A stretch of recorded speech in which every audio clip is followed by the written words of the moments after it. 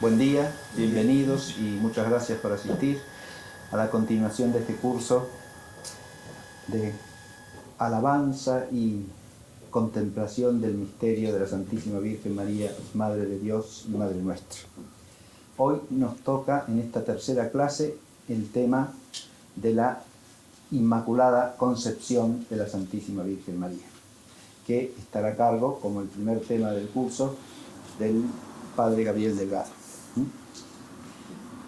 Yo simplemente quería recordar, además de agradecerle al Padre su presencia, que la Santísima Virgen, en el título de la Inmaculada Concepción, es la patrona de nuestra arquidiócesis, de nuestra ciudad y también de nuestra patria rioplatense, porque en el título de la limpia y pura concepción del río Luján se alude ciertamente a la concepción inmaculada de la Santísima Virgen María. Así que nos ponemos bajo su amparo y patrocinio y oímos lo que el Padre nos tiene que enseñar. Muchas gracias, profesor. Voy a desarrollar entonces el dogma de la Inmaculada Concepción de la Virgen. Lo voy a hacer desde el punto de vista teológico. Tendré que tener en cuenta algunas consideraciones históricas, pero no voy a ir al detalle de esos sucesos históricos, sino más bien el contenido dogmático, teológico de la declaración, de la afirmación de la Inmaculada Concepción de la Virgen.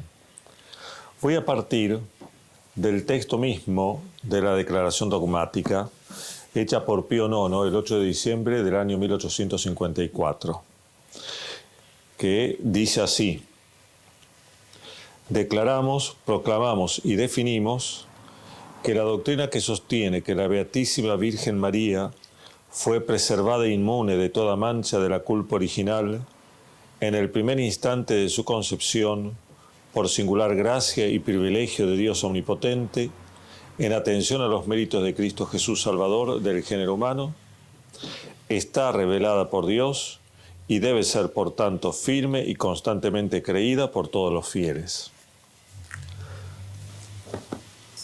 Un dogma es una declaración de una verdad objetiva que está contenida en el depósito revelado. No es el añadido de una verdad a lo revelado, sino declaración de que esa verdad pertenece al depósito revelado. Y como tal, tiene una expresión muy precisa, muy acotada, que hay que estar atento a las palabras que se dicen, porque a la luz de lo que explica antes la bula de declaración, uno entiende hasta dónde llega la declaración dogmática y qué otras cosas quedan simplemente sin definición para que la teología siga elucubrando sobre distintos aspectos del misterio, ¿no? He comenzado por la declaración dogmática porque me propongo ir de atrás hacia adelante, ¿no es cierto? Desde la declaración dogmática hacia sus fundamentos, ¿sí? ¿Por qué? Porque justamente lo que se declara dogma es algo que está revelado y no es la conclusión de un desarrollo teológico. Entonces, si empezáramos del comienzo, parecería que íbamos haciendo una hilación teológica, razonada, hasta concluir la verdad de la fe, pero eso significaría, en definitiva, añadir como algo nuevo al depósito revelado. En realidad partimos de la enseñanza de la fe, lo que está revelado, y vamos a ir descubriendo desde ese punto cómo ha sido el recorrido histórico hasta alcanzar su último fundamento, que será lo que está en la Sagrada Escritura y en la tradición. Porque justamente cuando se declara un dogma, lo que se afirma está revelado es la conclusión o lo que acabo de leer, no todo el desarrollo teológico. Por el desarrollo teológico hay muchas vicisitudes que no todas son correctas, a pesar de las cuales se sigue avanzando, y a veces gracias a las cuales se sigue avanzando en la dilucidación del misterio, ¿no? Así que no es el desarrollo teológico lo que es declarado dogmático, sino la verdad de la fe. Por eso no hago el desarrollo según su lineamiento histórico, sino que más bien parto desde la declaración. Llegaremos entonces al final al fundamento bíblico, fundamentalmente en dos textos, el texto del capítulo 3 del libro de Génesis, versículo 15, y el capítulo 1 del libro del Evangelio de San Lucas. Vamos a prestar atención a algunos aspectos de esta declaración. Sostiene que la Beatísima Virgen María fue preservada inmune de toda mancha de la culpa original. El sujeto de toda esta afirmación entonces es la Beatísima Virgen María. Se refiere a su persona, y es un punto importante para tener en cuenta porque nos va a permitir dilucidar cuál es el alcance de las otras afirmaciones. Por ejemplo, se dice en el primer instante de su concepción. La intención de la declaración dogmática es hablar del instante en que la Virgen es persona, no cuando es persona, digamos. Así que distinguimos el primer instante de la concepción personal del primer instante de la concepción en sentido absoluto. No es que se pueda, que esté poniendo en duda el dogma si desde el primer instante de la concepción hay persona o no, sino simplemente es una cuestión que deja de lado.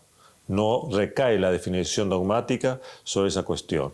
Así que de la Virgen es persona, sea desde el primer instante de la concepción o en algún momento de la infusión del alma en el cuerpo posterior, desde ese mismo momento en que es persona, la Santísima Virgen ha sido preservada del pecado original. Se habla también de una singular gracia y privilegio de Dios omnipotente. La palabra privilegio puede ser entendida en un sentido estricto, es decir, como una excepción a la ley. No es en este sentido estricto que se usa aquí la palabra privilegio, porque si así lo usara, estaría indicando, connotando indirectamente que la Santísima Virgen tuvo el débito, como se dice en teología, del pecado original. Es decir, si no hubiera sido preservada, hubiera de hecho tenido el pecado original. Y es una cuestión debatida en teología, pero no es el sentido de la afirmación dogmática. Así que es otra restricción. Nosotros tomamos la palabra privilegio en sentido amplio, es decir, es una gracia que les ha concedido a María Santísima y no al resto de los hombres, ¿no? No se habla de excepción de la ley, lo podemos interpretar nosotros así, pero no decir que eso es lo que dice el dogma. El dogma se pone su propio límite, porque no quiso definir la cuestión debatida en teología sobre el débito del pecado original que hubiera tenido la Virgen. Asimismo se dice, en atención a los méritos de Cristo Jesús, Salvador del género humano. Se ha evitado usar la palabra redentor. Probablemente porque si se habla de redención preservativa en atención a los méritos de Cristo, ese acto de redención no es unívoco con la redención en general en sentido estricto. Es algo muy particular. Entonces, justamente se ha cambiado ese término en la redacción de esta definición, que está tomada casi literalmente de una afirmación del Papa Alejandro VII, en la que sí se habla de Cristo Redentor. El cambio, cuando uno compara, casi todo es igual, pero en esta palabra hay un cambio, ¿no? Y eso no es un error del copista o una distracción, sino que está explícitamente pensado. ¿Por qué si casi todo lo demás es una copia literal? Aquí se cambia Redentor por Salvador. A pesar que en el resto de la bula se sigue hablando de Cristo Redentor, por eso no es que no se quiere decir que la Virgen no ha sido redimida por la gracia de Cristo, sino que esa redención, esa liberación del pecado original es algo único, un privilegio, ¿no?, que no se puede asociar sin más a la redención en general.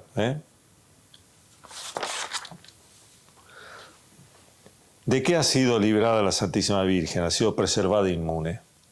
De toda mancha de la culpa original, toda mancha del pecado original.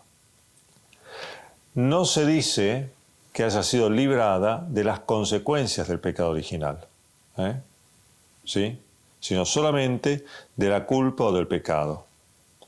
Por lo tanto, otra vez, no es intención de la declaración dogmática decir que la Virgen se ha visto libre de la concupiscencia, que es consecuencia del pecado original, o del débito, que no es pecado, sino algo debido por pertenecer a la naturaleza humana y descender de Adán. De todas maneras, hay que decir que la Virgen fue libre de la concupiscencia, ¿sí? La concupiscencia inclina al pecado, viene del pecado, pero no es pecado. La Virgen pura, limpia, inmaculada, no estuvo sometida a la ley de la concupiscencia. Pero no es eso lo que está declarando el dogma. No lo niega, pero no lo está declarando. Nosotros lo afirmamos como una conclusión de la dignidad de la maternidad de María Santísima. Sí, pero una cosa es afirmarlo por ese motivo, otra cosa es decir que está declarado dogma. El dogma no alcanza ese punto, lo cual no quiere decir que entonces podemos decir que la Santísima Virgen estuvo sometida a la ley de la concupiscencia. No, decimos que no estuvo sometida, pero por esta razón, que no es la que está contemplando en este caso la declaración dogmática.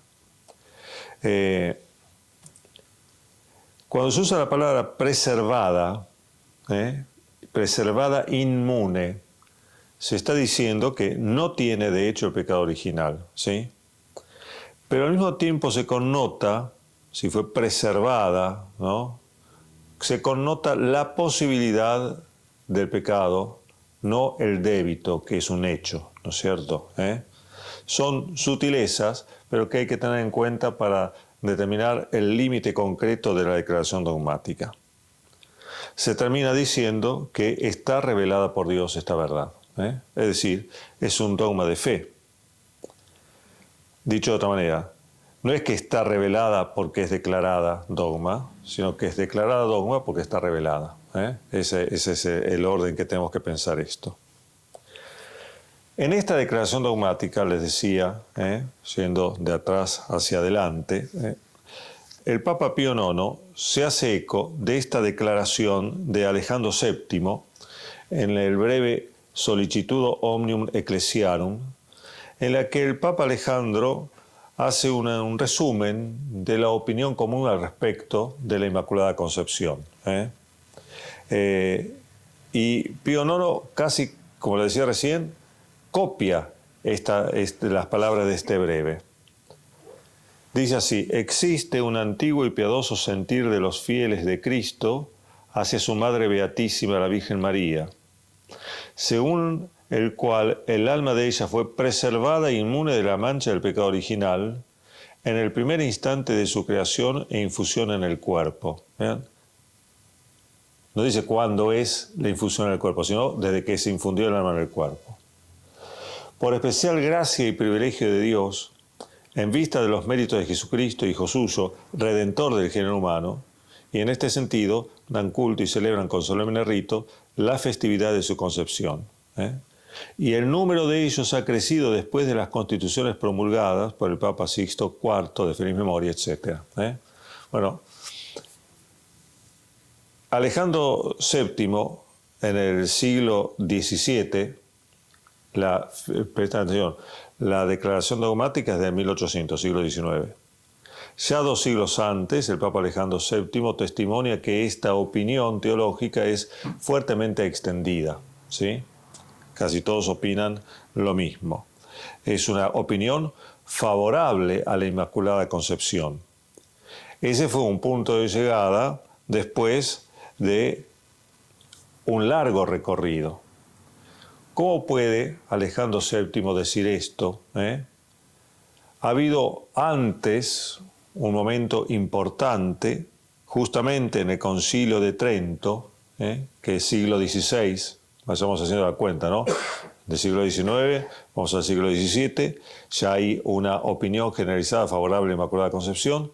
En el siglo XVI, Concilio de Trento, ¿qué dice el Concilio de Trento?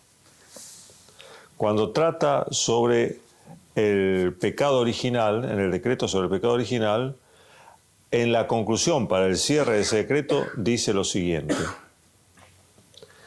declara, sin embargo, este mismo Santo Concilio que no es intención suya comprender en este decreto, en que se trata del pecado original, a la bienaventurada e inmaculada Virgen María, Madre de Dios, sino que han de observarse las constituciones del Papa Sixto IV de feliz recordación, bajo las penas en aquellas constituciones contenidas que el concilio renueva. Es decir, se discutió en el aula conciliar si se podía declarar la Inmaculada Concepción como verdad de fe, pero no hubo acuerdo por las distintas corrientes teológicas. Entonces, ¿qué hace el concilio? Saca esta declaración. Podría haber callado y no decir nada y seguir de largo, pero dice, no es intención nuestra incluir a la Santísima Virgen en lo que aquí definimos sobre el pecado original. ¿Qué significa esto? Parece como, bueno, nos abstenemos de declarar algo, pero en realidad esto se puede decir solamente si consta que no hay sólidos argumentos en la Sagrada Escritura y la tradición para negar la Inmaculada Concepción. Porque si hubiera un sólido argumento, tendría que decir, la Santísima Virgen está incluida en el pecado original. Pero al no haber sólidos argumentos, queda abierta la vía de discusión para decir, afirmar después con argumentos más positivos la Inmaculada Concepción. Por esta razón, Alejandro VII, en el siglo siguiente, después que se ha discutido suficientemente, ha visto que la opinión favorable de la teología es la opinión es a favor de la Inmaculada Concepción. Así que Alejandro VII, ¿qué hace? Recoge esta indicación del Concilio de Trento, pero recoge también cómo fue el recorrido concreto de la teología y del pensamiento desde el Concilio de Trento hasta su época. Y hay un hecho particular en ese periodo histórico, que es que la mayoría de las universidades de aquel entonces hicieron el juramento de no contrariar el dogma de la Inmaculada Concepción, ¿sí? de sostenerlo, ¿no es cierto?, sobre todo para los doctores en teología en ese momento. Así que Trento y lo que viene después ha sido, a su vez, un punto de llegada. Un punto de llegada alcanzado no fácilmente, porque precedió a ese momento una situación de crisis, podríamos decir, teológica. Es decir, se llegó un momento en que se opusieron objeciones serias a la afirmación de la Inmaculada Concepción. Y eso por teólogos de relevancia, ¿sí? Entonces, llegar a la afirmación de Pío IX supuso pasar por este momento que ya fue más o menos dilucidado en el Concilio de Trento. No se alcanzó la definición porque todavía estaba en discusión este tema, pero de a poco es como que se va diluyendo esas objeciones porque se va encontrando el camino de la afirmación teológica, la explicación que hace que se pueda decir que esta afirmación, estando revelada, no es contradictoria con la razón. ¿Cuáles fueron las causas de esa situación crítica de la teología? En primer lugar, una herencia que viene desde San Agustín. Ahora lo vamos a ver un poco más detenidamente, pero San Agustín, con su doctrina de la justicia original, del pecado original, había transmitido a la posteridad teológica una concepción un poco materialista del pecado original. La autoridad de San Agustín, sobre todo en Occidente, hizo que se pusiera algún reparo en concreto a la afirmación de la Inmaculada Concepción. ¿Cómo era la idea de San Agustín sobre la transmisión del pecado original? Si lo decimos así, decimos algo correcto. El pecado original se transmite por generación, ¿sí? Pero ¿por qué la generación transmite el pecado original? Es ahí donde San Agustín tiene una concepción que ha significado para el pensamiento posterior un obstáculo a salvar. La generación transmite el pecado original porque en la generación está presente la ley de la concupiscencia. Entonces, el único modo para no transmitir el pecado original sería una concepción virginal. Jesucristo no tiene pecado original porque fue concebido virginalmente por María Santísima, pero no es el caso de la Santísima Virgen, que fue concebida normalmente por San Joaquín y Santa Ana. Entonces, al estar presente en el acto de la concepción la ley de la concupiscencia, entonces es una de las razones que ha hecho levantar las voces de algunos teólogos para decir, cuidado, no podemos afirmar tan fácilmente la Inmaculada Concepción, a menos que podamos resolver este problema. Pero hasta ese momento era una cuestión importante. Otra idea también un tanto materialista en la idea de cómo se concebía un ser humano es que se pensaba que en el cuerpo del feto engendrado había una cualidad mórbida, como se llamaba, en contacto con la cual el alma, cuando es infundida en el cuerpo, queda contaminada, ¿no? Entonces, si la Virgen es concebida normalmente y el cuerpo tiene esta cualidad mórbida, ¿cómo se ve librada el alma cuando es infundida en el cuerpo de esa contaminación? Evidentemente, esta razón que tenía su peso en su momento fue mucho más fácilmente evacuada, pero hasta ese momento, estamos hablando de una crisis que abarca de los siglos XII al XIV, un periodo de pensamiento en el que se torna dificultosa la afirmación de la Inmaculada Concepción. Y la razón más importante de todas, que es cómo afirmar la universalidad de la redención de Cristo si la Virgen no tiene pecado original, ¿no? Hubiera sido una excepción que hubiera tirado por tierra esta afirmación de fe, que todos los hombres se salvan en Cristo, y sin Cristo no hay salvación. Entonces la Virgen, que es descendiente de Adán, ¿cómo se ve libre del pecado? Es una objeción importante, ¿no? Porque si así fuera, si fuera una excepción a la redención universal de Cristo, la Virgen es de otra humanidad, no la que viene de Adán. Y si es de otra humanidad, Cristo es de otra humanidad, no la que viene de Adán. Entonces se encarnó en un hombre que no es el que redime, ¿no? Hay una cantidad de consecuencias que van unidas a esta objeción, que no es de poca monta. Estas razones han hecho que se despertara a partir del siglo XII una tendencia negativa, no favorable a la Inmaculada Concepción.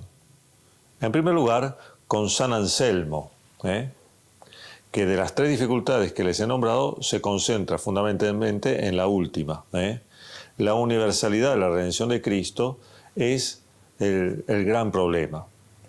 Pero a pesar de negar o no ser favorable a la afirmación de la Inmaculada Concepción, San Anselmo ejerce un influjo favorable por los principios que lega el pensamiento posterior.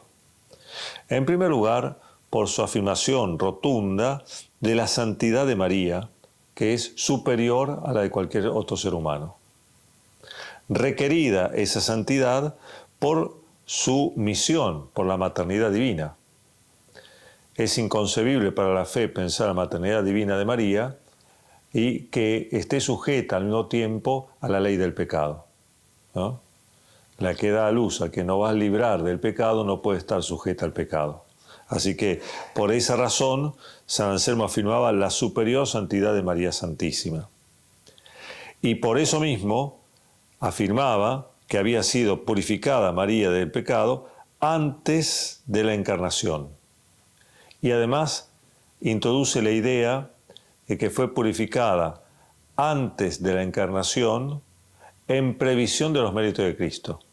Introduce el principio de solución para escapar de la dificultad que es cómo se mantiene la afirmación de la Inmaculada Concepción junto a la de la universalidad de la redención de Cristo. La santidad de Cristo pide la santidad de la Santísima Virgen y por eso, en virtud de los méritos de Cristo, la Virgen fue previamente purificada. Hasta ahí llega el pensamiento, pero introduce el principio que va a seguir su curso y va a terminar en lo que va a sancionar Pío IX. Y fundamentalmente el aporte positivo de San Anselmo para la dilucidación de esta cuestión es la concepción que él tiene del pecado original. El pecado original es la privación de la gracia y la justicia original. ¿Sí? No se concentra en la concupiscencia, sino que es formalmente esta privación. Implica la concupiscencia como consecuencia, pero el pecado original no es la concupiscencia, Si así lo fuera, estaríamos en la situación de identificar la concepción libre de pecado original con la concepción virginal. Y no es así. Así que San Anselmo, a pesar de que no afirma la Inmaculada Concepción, da principios que van a permitir más adelante esa afirmación. Aún así, en esta época, ¿no?, del siglo XII al siglo XIV, grandes personajes, de los cuales no puede caber ninguna duda, no eran favorables. Nada menos que San Bernardo, que tanto y también habló de la Santísima Virgen, ¿sí? Pedro Lombardo, el mismo San Alberto Magno, y también Santo Tomás de Aquino. ¿Por qué? Porque la universalidad de la redención de Cristo era una objeción prácticamente insalvable. A nosotros, después de la declaración dogmática, nos parece, bueno, pero ¿cómo no se les ocurrió antes? Bueno, en algún momento a alguien se le tenía que ocurrir, pero no fue en ese momento y constituía una objeción importante, porque no es un problema menor en teología. ¿Sí? No es un problema menor. Así que aún luminarias como Santo Tomás de Aquino, en este punto no se mostraron favorables a la Inmaculada Concepción. Los hubo, sin embargo, algunos que fueron favorables, y hay 2 o 3 nombres importantes, que son los que fueron abriendo la brecha con su afirmación favorable para después, con el tiempo, llegar a la declaración dogmática. Uno de ellos fue un discípulo de San Anselmo, llamado Eadmero, a quien no se lo cita demasiado, pero en realidad es el que elaboró básicamente el contenido de la afirmación de quien después se reconoce como el doctor Mariano, que es Duns Scoto. Pero Duns Scoto lo que hizo es tomar todo este trabajo anterior y lo expresó tal vez de una manera un poco más prolija. Pero la genialidad del descubrimiento del principio que permite resolver la cuestión está en Eadmero y después en Guillermo de Guare.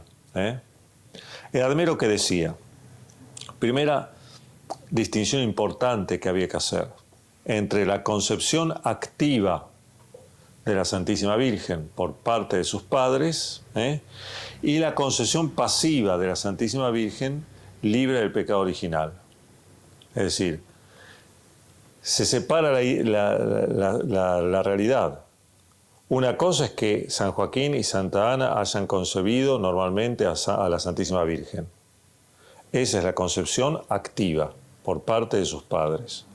Y en ese punto podría, o de hecho actúa, la ley de la concupiscencia, pero no depende de eso el hecho de que la Santísima Virgen se vea libre o no del pecado original, sino que la cuestión de la liberación del pecado original tiene que ver con su concepción pasiva, es decir, con el hecho de haber sido concebida ella sin el pecado original. Esta distinción es fundamental, permite después encontrar la solución. Sigue a su maestro en la afirmación de que no puede negarse a María Santísima una santidad superior, siendo que es la Madre de Cristo. No está igualada con el resto de los seres humanos. Y esto tiene que ver también con lo que vimos en la primera clase sobre la maternidad divina. María pertenece al orden hipostático, ¿no? Esa idea, esa intuición, esa concepción teológica preside como telón de fondo todas estas elucubraciones. Si ella pertenece al orden hipostático, entonces tiene que participar de las mismas prerrogativas de santidad que el mismo Cristo. Es más, Eadmero prepara la fórmula que después será usada: potuit, dequit, fecit. Pudo, convino, lo hizo, ¿no? Entonces, en el desarrollo dogmático, al tratar de dilucidar el misterio, porque no es un razonamiento apodíctico que termina en la conclusión que no se puede refutar, sino que está tratando la inteligencia humana de penetrar en el misterio. Y al penetrar en el misterio, ¿qué dice? Bueno, esto evidentemente Dios lo pudo hacer. Está en el poder de Dios. Pero no está solamente en una potencia absoluta de Dios que es omnipotente y puede hacer muchas cosas, sino que además, dequit, convino que se lo hiciera, porque es coherente con toda la andadura del misterio. Pudo, convino.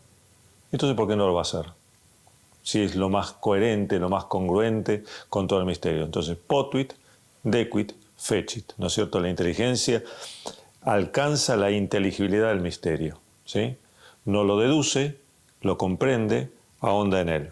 Esa fórmula entonces no es simplemente una fórmula que permite salvar una dificultad, encontrar un camino, un atajo, un camino colateral como para poder alcanzar la meta, sino que justamente es el camino que nos lleva al núcleo del misterio, ver por qué realmente la Santísima Virgen ha sido preservada inmune del pecado original. Dios lo pudo hacer, convino que así lo hiciera y así lo hizo. Esta idea de Admero fue retomada por Guillermo de Guare, que fue maestro de Duns Scoto, ¿sí? Es él el que introduce el concepto de redención preservativa, ¿sí? Pero unida esta idea de redención preservativa en previsión de los méritos de Cristo a la idea del débito. Si la Virgen no hubiera sido rescatada del pecado original, lo hubiera de hecho contraído.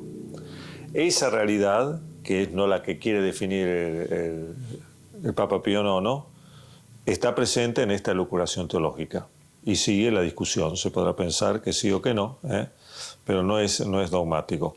En esta dilucidación teológica es un punto que está siempre presente. Scoto es el que recoge toda esta tradición de pensamiento, discípulo de Guillermo de Guare.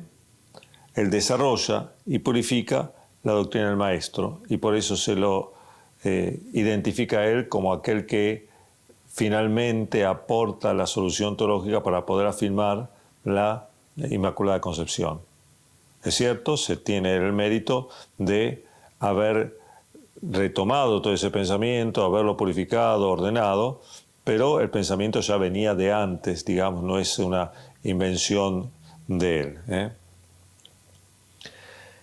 Esta crisis del siglo XII al siglo XIV fue una crisis en el plano explicativo, es decir, no era tanto una duda sobre la Inmaculada Concepción, porque a nivel general de la Iglesia era una verdad suficientemente afirmada, ya desde antes.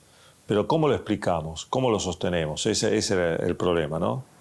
Así que vamos siguiendo todavía un poco más hacia atrás en el tiempo.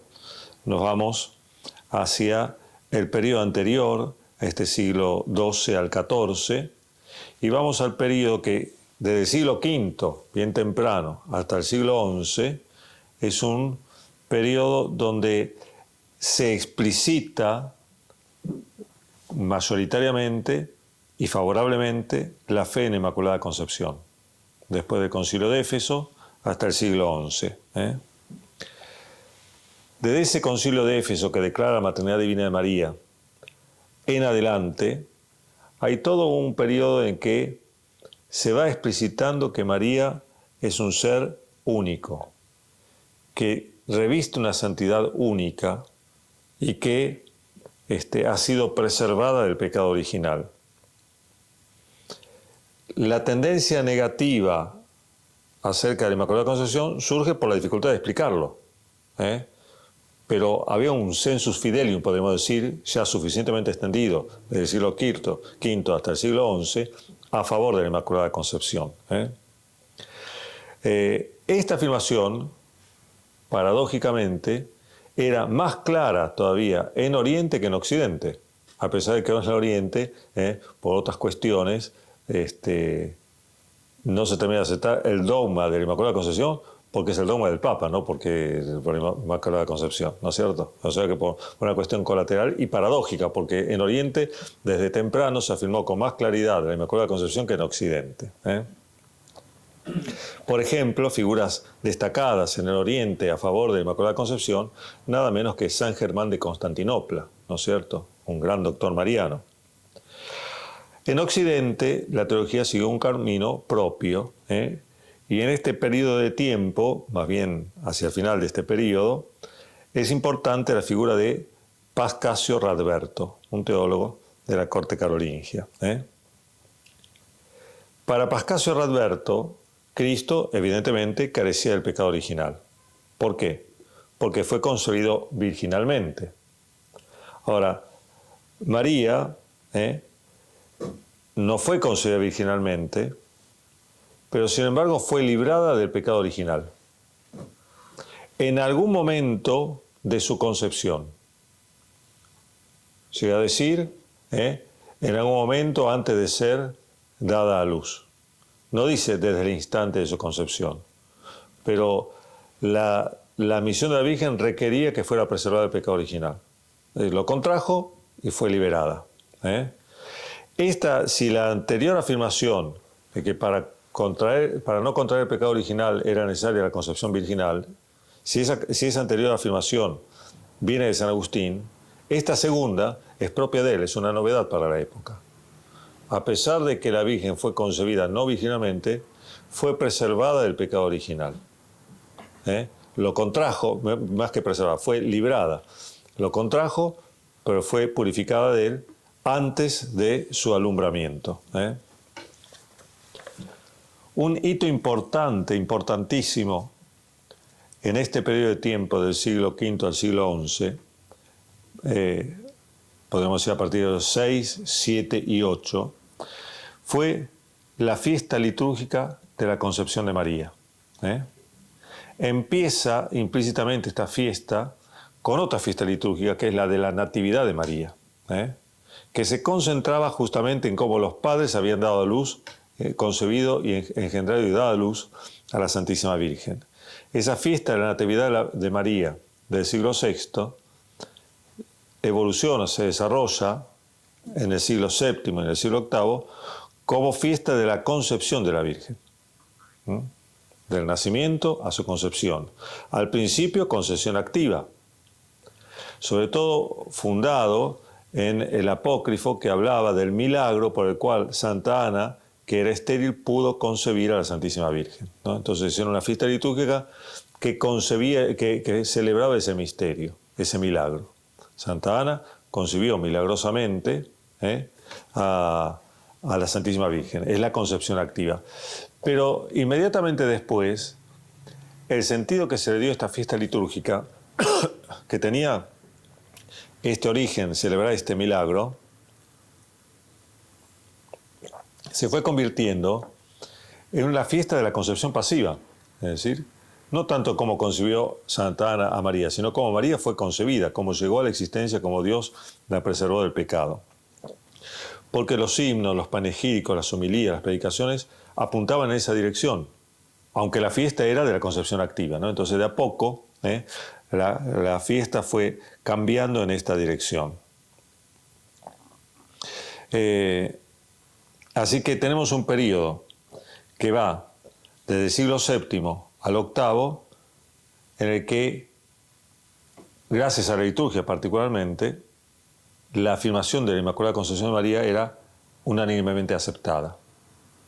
Después viene el periodo de crisis, siglo XII al XIV, pero antes estuvo este supuesto. Esto que se afirmaba, que se sostenía, entra en crisis porque no se lo puede terminar de explicar bien. Hasta el punto que algunos grandes doctores no lo afirman. Pero que no lo afirmen algunos grandes doctores, que la teología no puede explicar, no quiere decir que el sentido de fe de los fieles haya ido también en otro sentido, haya tomado otro rumbo. No, se mantenía. ¿Cómo se llegó? Vamos todavía un paso más hacia atrás. ¿Cómo se llegó a esta afirmación explícita de la Inmaculada Concepción? No fue absolutamente novedosa, tuvo una preparación en la que esa afirmación estaba implícita. Y así llegamos a los siglos de siglo II al siglo V, con una idea sobre la Santísima Virgen que contiene como una semilla la afirmación de la Inmaculada Concepción, que es el paralelismo antitético expresado por San Justino, San Ireneo, por ejemplo, entre Eva y María, que a su vez sigue el paralelismo antitético establecido por San Pablo entre Adán y Cristo, ¿no es cierto?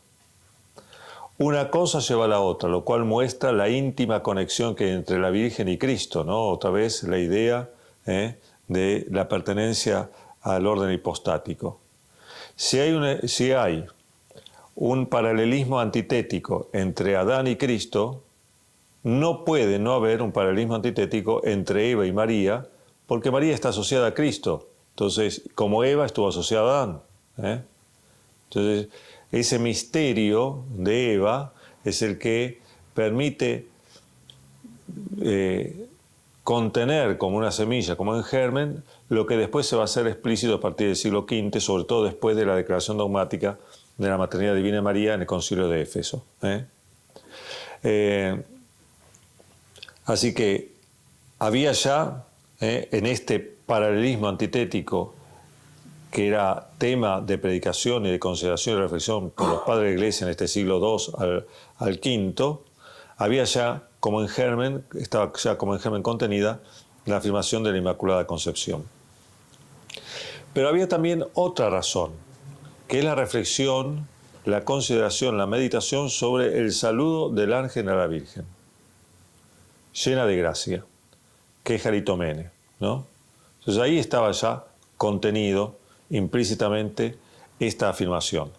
Vean entonces que cuando empezamos por la declaración dogmática, las raíces de esta declaración dogmática se hunden muy profundo en la tierra. Es decir, llegamos ya al principio de la elucubración teológica, con los primeros padres de la Iglesia, siglo II, siglo III. Antes tenemos casi el periodo apostólico y los apóstoles, muy cercano, ¿no? El último paso en este recorrido. ¿Por qué se puede hacer este paralelismo entre Eva y María? ¿Por qué se toma en cuenta esta idea de la plenitud de gracia? Porque lo que querían hacer los padres en este punto era simplemente entender qué es lo que decía la palabra de Dios, qué es lo que la revelación transmitía. No se trataba de inventar teorías novedosas y geniales para tener prestigio, sino simplemente decir, bueno, ¿en qué creemos? ¿Cuál es nuestra fe? ¿No es cierto? Tenemos dos textos entonces que tenemos que prestar atención. El texto de Génesis 3:15, llamado Protoevangelio, y el texto del capítulo 1 de San Lucas, en el que el ángel llama a la Virgen llena de gracia. Vamos a leer el texto de Génesis 3:15. Recuerden, después del pecado de Adán y Eva, la condena de Dios a la serpiente, a la mujer y a Adán. Aquí es la condena de la serpiente, ¿sí? Le dice a la serpiente, bueno, leo el versículo anterior para que quede claro el contexto. Dijo Dios a la serpiente: por haber hecho esto, serás maldita como ninguna otra bestia doméstica o salvaje. Sobre tu vientre caminarás y polvo comerás todos los días de tu vida. Y añade, siempre a la serpiente: y pondré enemistad entre ti y la mujer, entre tu linaje y su linaje. Este te aplastará la cabeza y tú le aplastarás el calcañar. Texto muy concentrado, que requiere de una interpretación bien detallada. En este versículo 15 podemos distinguir tres partes o tres afirmaciones. Pondré enemistad entre ti y la mujer, entre la serpiente y la mujer. Evidentemente, la mujer a la que aquí se refiere Dios es Eva, pero no parece que la enemistad se acabara con Eva, porque no se trata de una especie como de venganza personal. Acá se está prometiendo la redención, por eso se llama protoevangelio, ¿no? Entonces, el hecho mismo de que a Eva se la llame mujer, está indicando que sí es Eva, pero hay algo más que Eva, ¿no es cierto? Pondré enemistad entre ti y la mujer, primer punto. Además, es una enemistad, por el término hebreo usado aquí, de esas que se zanjan con sangre. Es una enemistad a muerte. No es una pelea, es una enemistad a muerte. Uno vence, el otro muere, ¿sí? Y el sentido de esta enemistad se ve reflejado claramente en la última parte de este versículo. Este te aplastará la cabeza y tú las aplastarás el calcañar. ¿Sí? O sea, enemistad a muerte entre la serpiente y la mujer. Misterioso personaje, esta mujer, que es Eva y un poco más de Eva. Por eso la enemistad se va a prolongar en el tiempo, la segunda parte, entre tu linaje y su linaje, el linaje de la serpiente, el linaje de la mujer. Linaje puede tener, en la expresión hebrea, un sentido colectivo y un sentido individual, la misma palabra. Como podemos a veces nosotros en castellano hablar de la descendencia, haciendo referencia a una cantidad de personas, pero también a un solo descendiente, ¿no es cierto? Bueno, entonces aquí hay una enemistad que se prolonga en el tiempo, razón por la cual no podemos pensar que la enemistad entre la serpiente y la mujer sea solamente con Eva, porque Eva terminó sus días y hay una pelea, una enemistad que sigue con el linaje de la mujer. ¿Sí? Y llegará a su punto culminante, a su ápice, cuando el descendiente, ahora ya en singular, el descendiente, aplaste la cabeza de la serpiente. ¿Sí? El descendiente. Evidentemente, este descendiente es una profecía de Jesucristo. ¿Sí? Este es un texto claramente cristológico. Pero también es claramente mariológico. Y puede llamar la atención que un texto del Antiguo Testamento yo me esté profetizando a la Santísima Virgen. ¿Por qué no va a ser así si Cristo y la Virgen forman una unidad, ¿no? Otra razón más para hablar de la pertenencia de María Santísima al orden hipostático, ¿no? No se puede concebir a Cristo sin la Virgen. No se lo puede concebir. Por eso la Virgen, no siempre, como decía la primera charla, nos mantiene en el núcleo de la fe católica. Si no, no concebimos correctamente a Cristo. Cristo aplastará la cabeza y tú, la serpiente, le aplastarás el calcañar. Aquí aplastarás, acecharás. La palabra hebrea es un poco ambigua, hay que ver de qué verbo depende, pero podría depender de este verbo, que es aplastar la cabeza y no podrás ni siquiera reaccionar, porque en cuanto levantes la cabeza para prevenirte del golpe, serás aplastada, ¿no? Esa sería la idea. O sea que la serpiente será totalmente vencida, no podrá ni siquiera apenas reaccionar.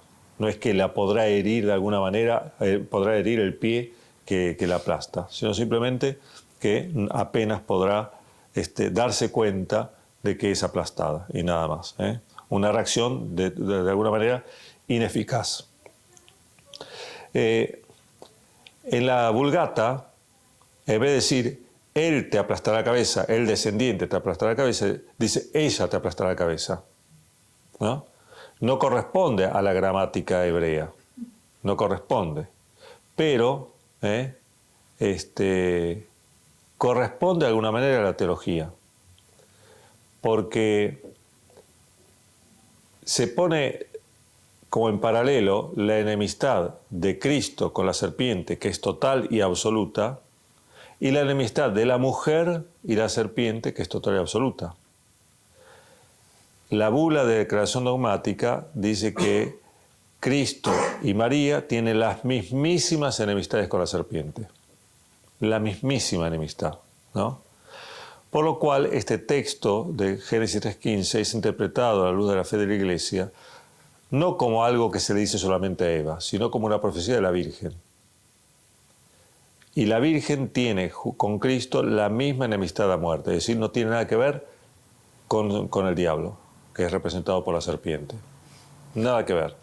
Por eso este texto fundamenta la idea de la Inmaculada Concepción. No tiene nada que ver con el pecado, que es lo que acompaña siempre al diablo. De la misma manera que no tiene nada que ver con el pecado Cristo, porque son las mismas enemistades. Entonces, tenemos ya el fundamento revelado en la Escritura que permite después la convicción de la fe, implícita al principio, explícita más adelante, de que María es inmaculada desde el instante de su concepción. Para terminar, el otro texto, el de Lucas 1, cuando el ángel le anuncia a la Santísima Virgen que va a ser madre del Redentor y la saluda con este término, en el versículo 28. Y entrado donde ella estaba, le dijo: salve, Charis, llena de gracia, Jaire, llena de gracia, que es Jaritomene, el Señor es contigo. La Vulgata traduce gracia plena. Que Jaritomene habla más bien de abundancia de gracia, ¿no? La Virgen tiene toda la gracia suficiente para la misión que se le encomienda. Pero se interpreta en la traducción de la Vulgata como una plenitud de gracia, no solamente como la gracia necesaria y suficiente para una misión, que parecería dar la idea de una gracia que, por muy grande que sea, es acotada. Plenitud de gracia habla de una ilimitación de esa gracia, está plena, ya no puede recibir más porque está colmada, ¿no es cierto? La traducción que va del sentido de abundancia al sentido de plenitud está justificada por el sentido que tiene el mismo término que Jaritomene. Proviene de un verbo terminado en o, que indica sentido causal y transmite la idea de abundancia y plenitud. Es decir, algunos autores han dicho que Jaritomene, aquí en este caso, es no tanto un saludo, sino un nombre propio. No podríamos llegar a decir, como algún autor dice, que se trata de un cambio de nombre, como ha habido cambio de nombres en el Antiguo Testamento, como Abraham, ¿no? Sara y Sara, muchos cambios de nombre que indican un cambio de la misión. Acá no, no tanto un cambio de nombre, pero sí un nombre propio. Y el nombre, para la Sagrada Escritura, indica la realidad, no es una etiqueta identificatoria. Indica la realidad, o sea que María realmente es plena de gracia. No queda lugar en ella para ningún resabio de pecado, ¿no?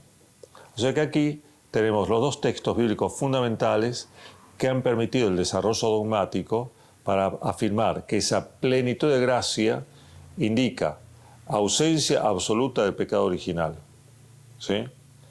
Que esa ausencia absoluta del pecado original no pone a María al margen de la redención universal de Cristo, sino que es una gracia que tiene en previsión de los méritos de Cristo, ¿sí?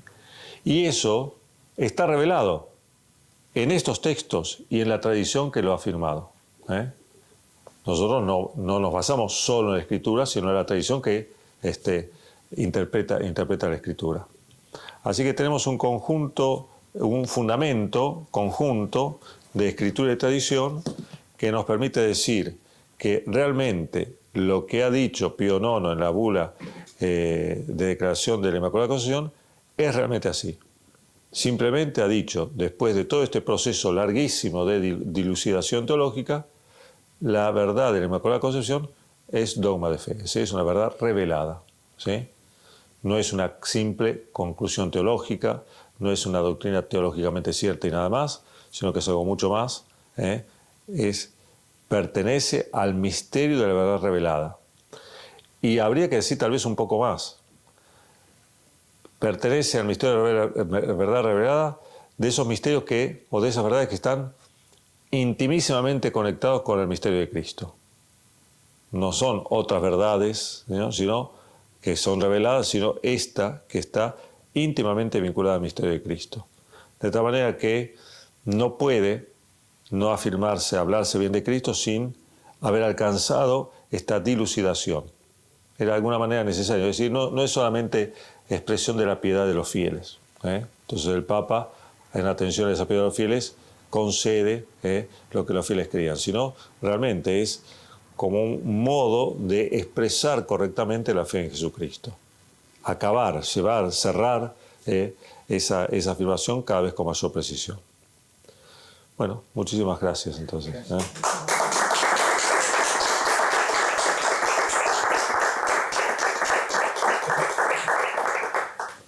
Dos cositas antes de irnos. Primero, muchas gracias al Padre por su clase hermosa.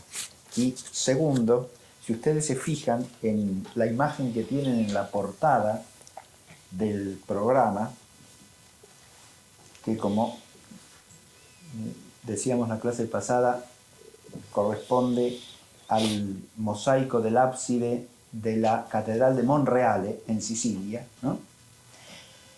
Allí, a ambos lados de la Santísima Virgen, hay unas inscripciones que ustedes ven en letras griegas, ¿no? A la altura de la cabeza de la Santísima Virgen, ¿verdad? Bien. La primera línea, si uno la lee, ¿no?, dice Meter Theou, es decir, Madre de Dios, ¿sí? En siglas. Siempre esas inscripciones griegas están hechas, Meter Theou, o sea, Madre de Dios, hace alusión a la maternidad divina de la Santísima Virgen. Y en la línea de abajo dice Hepan Achrantos, es decir, la totalmente inmaculada en griego. Y ahí está y este es un mosaico de los siglos XII-XIII, ¿sí? Corrobora lo que decía el padre de cómo esa fe de la Iglesia permanece, ¿no?, aún en las épocas de discusión teológica. Aquí está presentada la maternidad divina junto con la Virgen Inmaculada, ¿no? La toda inmaculada, totalmente inmaculada. Bueno. Y nada menos que en esa catedral, con gran influjo del Oriente. Del Oriente, claro. Sicilia es el encuentro entre Oriente y Occidente, así es. Sí. Sí, sí. Bueno. Y cantamos el Regina Coeli para terminar, ¿sí? Nos vamos. Regina Coeli, letale, alleluia, qui me luisti portare, alleluia, resurrexit, sicut dixit, alleluia, ora pro nobis Deum, alleluia. Gaudet letare Virgo Maria, alleluia. Resurrexit Dominus Vere, aleluya. Muchas gracias y será hasta el sábado próximo, si Dios quiere. Bueno. Muchas gracias, Padre. No, por favor, por favor. Gracias por la invitación.